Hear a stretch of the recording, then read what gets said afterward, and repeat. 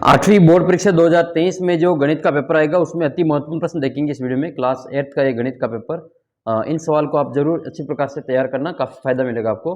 पहला क्वेश्चन आपके है कि 8/23 का गुणात्मक प्रतिलोम पूछे है। जब भी आपको गुणात्मक प्रतिलोम पूछे तो आपको संख्या उल्टी कर देनी, यानी कि ऊपर की संख्या नीचे और नीचे की संख्या ऊपर ले आनी। तो 8/21 का 21/8 हो जाएगा, ऑप्शन नंबर डी हो जाएगा।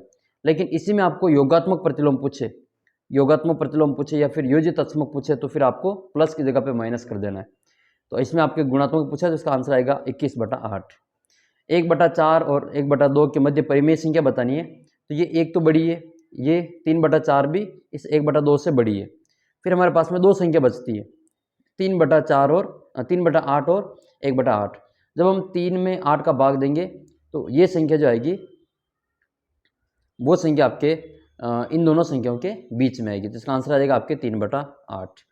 फिर आपकी अगली संख्या है कि 3 ये x - 4 बराबर 5, ये किसके बराबर होगा? तो x बराबर आएगा आपके 5, ये माइनस के 4 इधर आएंगे तो प्लस के 4। तो x बराबर 5 + 4, ऑप्शन में 9 दे रखा हो तो लिख लेंगे, बाकी हमारा 5 + 4 रहेगा। पक्षांतरण करते समय आपकी प्लस का चिन्ह किस में बदलता है? तो पक्षांतरण करते समय प्लस वाला माइनस में बदलता है, यहाँ पे माइनस में है ना। तो प्लस वाला चिन्ह जो होता है हमेशा माइनस में बदलता है, माइनस वाला प्लस में बदलता है, गुणा वाला भाग में आता है और भाग वाला किस में जाता है? गुणा में आता है। इसका आंसर हो जाएगा आपके माइनस में। 4 भुजाओं से घिरी समतल आकृति को क्या कहते हैं? तो 4 भुजाओं में घिरी समतल आकृति को चतुर्भुज कहा जाता है। अगला प्रश्न आपके कि वर्ग के चारों कोणों का योग कितना होता है? तो वर्ग के चारों कोणों का योग 90 डिग्री होता है।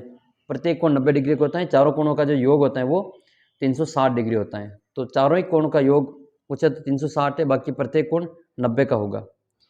225 का वर्गमूल कितना होगा? यानी कि 225 किसके वर्गमूल है? तो 225 के वर्गमूल करेंगे तो आपके 15 आएगा, यानी कि 15 के वर्गमूल होते हैं 225। आप कमेंट बॉक्स में लिख के बताना कि 16 का वर्गमूल कितना होता है। 16 किसके वर्ग है? 16 का वर्गमूल कमेंट करके बताना कितना होगा। अगला प्रश्न है 14,400 का वर्गमूल में अंकों की संख्या कितनी होगी? तो जब भी आपके ऐसा सवाल आए कि अंकों की संख्या कितनी होगी तो इसमें हम 2-2 के जोड़े बनाएंगे इकाई के अंक की ओर से। तो ये 144 0 0, तो इसके कितने जोड़े बनेंगे? एक तो 2 0 का बनेगा, एक 4 का बनेगा और एक 1 का बनेगा। तो इसमें अंकों की संख्या कितनी होगी? 3 होगी। ऑप्शन नंबर आपके फर्स्ट सही है। जैसे आपको संख्या पूछे कि 1225 में वर्गमूल में अंकों की संख्या कितनी होगी, तो एक जोड़ा ये, दूसरा जोड़ा ये, तो इसमें 2 अंक होंगे। ऐसे आपको ऐसे संख्या दे दे 2 4 6 8 9, इसमें आपके 1 2 और 3 अंक होंगे ऐसे। नेक्स्ट क्वेश्चन है व्यंजक a² + 2ab + b² के गुणनखंड करने। तो ये जो है आपके a + b का होल स्क्वायर है, a + b का होल स्क्वायर। इसका आंसर हो जाएगा a + b का होल स्क्वायर।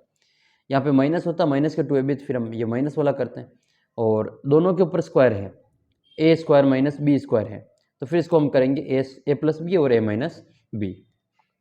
मूल बिंदु के निर्देशांक पूछे गए तो दोनों ही 0 होते हैं, x भी 0 और y भी 0 होता है। ये मूल बिंदु के निर्देशांक है।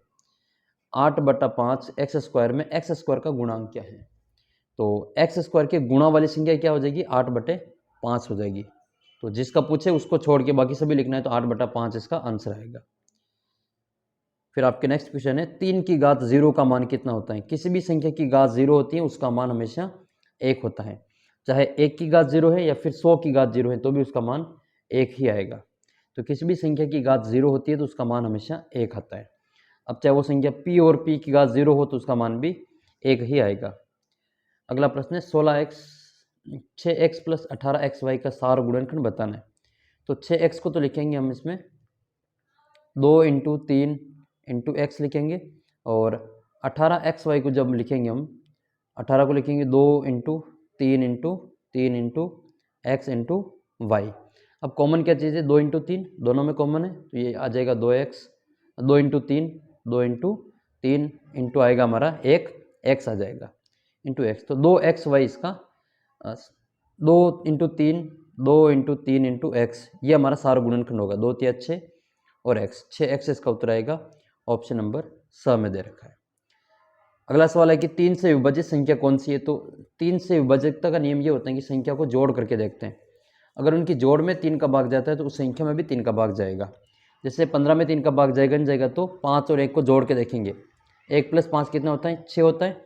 6 में 3 का भाग जाता है, ठीक है, 2 बार जाता है, इसलिए 15 में भी 3 का भाग जाएगा। इसी प्रकार से इन संख्याओं को हम चेक करेंगे। 82 को जोड़ेंगे तो 8 और 2 कितने होते हैं? 10। 10 में 3 का भाग पूरा पूरा नहीं जाता है। 41 में 4 और 1 5 होते हैं, 5 में भी 3 का भाग पूरा पूरा नहीं जाता है। 97 को जोड़ेंगे तो 9 + 7 करेंगे तो 16 आएगा, 16 में 3 का भाग पूरा पूरा नहीं जाता है। 78 को देखेंगे तो 8 + 7 या 7 + 8 करेंगे तो 15 आएगा, 15 में 3 का भाग जाता है, इसलिए 78 में भी 3 का भाग जाएगा। अगला सवाल है, यदि किसी संख्या का इकाई अंक सम संख्या हो तो वह 2 से विभाजित होती है। सम संख्या मतलब किसी संख्या के लास्ट में 0 हो, 2 हो, 4 हो, 6 हो, 8 हो तो उसमें 2 का भाग पूरा पूरा जाएगा। अगला प्रश्न आपके कि संख्या 18 के धन के घन का, ये धन यहाँ पे घन है, घन के इकाई अंक क्या होगा? तो 8 का घन क्या होता है? 8 × 8 × 8 करेंगे तो 8 के घन होते हैं 8 × 64, 64 × 8 करेंगे तो ये आएगा हमारा 512। तो इकाई का अंक क्या आएगा? इसमें 2 आएगा, इकाई का अंक आ जाएगा 2। अंकित मूल्य पर दी गई छूट बट्टा कहलाती है। क्या कहते हैं उसको? बट्टा कहते हैं। यहाँ पे लिखना आपको बट्टा। नेक्स्ट है 8xyz - 5xyz। 8 में से 5 गए तो 3xyz इसका उत्तर आएगा। परिमेय संख्याओं को संख्या रेखा पर निरूपित किया जा सकता है। अगला प्रश्न फिर आपके मान ज्ञात करना है। तो यहाँ पे आधार समान है इनकी, तो इनकी तुलना कर लेंगे। आधार समान है तो ऊपर घात की तुलना कर लेंगे। तो x + y बराबर -5 है। x + 1, y नहीं, x + 1, प्लस का 1 इधर आएगा तो माइनस में आ जाएगा। x बराबर -5 और -1 बराबर -6 होगा। अगला प्रश्न है 8वीं क्लास में अध्ययनरत विद्यार्थियों में से 60% विद्यार्थियों ने गणित में ए ग्रेड प्राप्त की है। तो ए ग्रेड प्राप्त करने वाले विद्यार्थियों की संख्या ज्ञात करनी है। सवाल में थोड़ी टाइपिंग मिस्टेक है। यहाँ पे मान लो उस क्लास में मान लो 100 विद्यार्थी हैं, तो हमें 100 का जो 60% ज्ञात करना है। 100 का 60% ज्ञात करें, 100 से 100 कटेगा तो 60 आ जाएगा। मान लो 80 होगा तो 80 का 60% ज्ञात करेंगे ऐसे। नेक्स्ट इसको सरल करना है तो ये a - b का होल स्क्वायर लगेगा। इसको करेंगे हम x² + y² यानी कि 5 का स्क्वायर, 25 - 2ab 5 दूनी 10x और प्लस में 10, प्लस के 10x से माइनस का 10x कटेगा तो ये आएगा हमारा x² + 25। फिर इसको आपको अगला सवाल है ये प्रतिशत में बदलना है। तो 2:3 है तो उसको लिखे हम 2/3 और प्रतिशत में बदलने लिए 100 से गुणा करेंगे। तो इन दोनों को हम यहाँ पे गुणा करके फिर 3 का भाग दे देंगे। तो 200 में भाग देंगे 3 का। इसी प्रकार से 3/4 लिखेंगे और इंटू करेंगे 100। 4 के पार्ट से 100 कटेगा 25 बार, फिर 25 को 3 से गुणा करेंगे तो 25 × 75 इसका आंसर आएगा।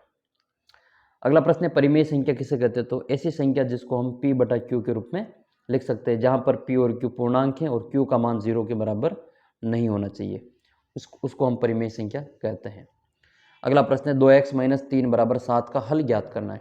तो पक्षांतर करेंगे तो 2x = 7 तो वैसे वैसे आएगा, माइनस का 3 इधर आ जाएगा तो प्लस का 3 बनेगा, 7 और 3 10 हो जाएंगे, तो 2x = 10 आएगा। x का मान ज्ञात करना तो 2 का भाग दे देंगे, x = 10 में 2 का भाग दिया तो 5 इसका आंसर आ जाएगा। अगला प्रश्न है एक समबाहुभुज में कितनी भुजाएं होगी यदि उसके बाह्य कोण का माप 24 डिग्री है। जब भी आपको बाह्य कोण का माप दे रखा हो तो 360 में 24 का भाग दे देना, उस बाह्य कोण का माप भाग दे देना, भुजाओं की संख्या आ जाएगी। क्योंकि किसी भी बहुभुज के बाह्य कोणों का योग 360 डिग्री होता है और प्रत्येक कोण का माप दे रखा हो तो उसमें हम उसका भाग देंगे तो फिर हमारा जो कुल भुजाओं की संख्या आ जाएगी। ये 12 के पहाड़े से कटेगा, ये कटेगा 30 बार 12 के पहाड़े से और ये कटेगा 2 बार, फिर 30 में 2 का भाग देंगे तो इसका आंसर आ जाएगा 15। नेक्स्ट है किसी वर्ग की भुजा की लंबाई ज्ञात कीजिए जिसका वर्ग क्षेत्रफल 144 है। तो वर्ग का क्षेत्रफल होता है भुजा का स्क्वायर बराबर है 144 और भुजा ज्ञात करनी है तो फिर इसका स्क्वायर हटाएंगे, यहाँ से इधर जाएगा तो ये अंडर रूट में आ जाएगा, तो 144 के वर्गमूल निकालेंगे जो कितने आते हैं 12 सेंटीमीटर। आंसर आ जाएगा इसका, मीटर है तो फिर मीटर ही रहेगा 12 मीटर। नेक्स्ट क्वेश्चन में आपको गुणनफल करना है तो इन सभी को हम गुणनफल कर लेंगे।